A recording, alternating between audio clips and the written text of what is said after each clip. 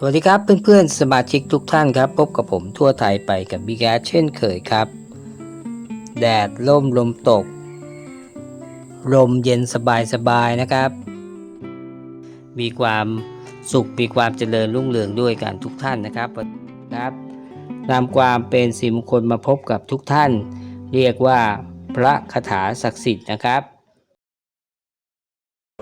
คุ้มครองตัวลงไปภาคใต้ก็ผ่านอุปสรรคกันได้ทุกคนเลยกลุ่มที่เอาไปนี่ก็ไม่มีใครโดนอะไรไม่มีเหตุร้ายเกิดขึ้นเลยนะส่วนนอกภาคอื่นๆก็ดีหรือว่าตั้งแต่นั้นมาก็พระเหล่านี้ก็มีลูกศิษย์ลูกหาที่เดินทางมาจากไกลๆมาเช่ากันทั่วประเทศจากตรังจากปัตตานีจากยะลาจากจันทบุรีมาทั้งเหนือทั้งใต้มาหมดนะตลอดทั้งนักเล่นองค์พระประธานออกมาเนี่ยจริงๆแล้วเขาปล่อยกันหลักหมื่นหลักแสนก็มีอะไรเงี้ย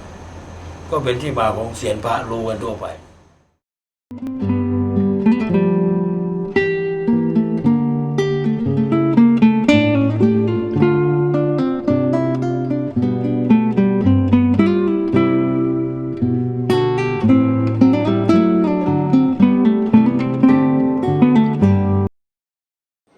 โ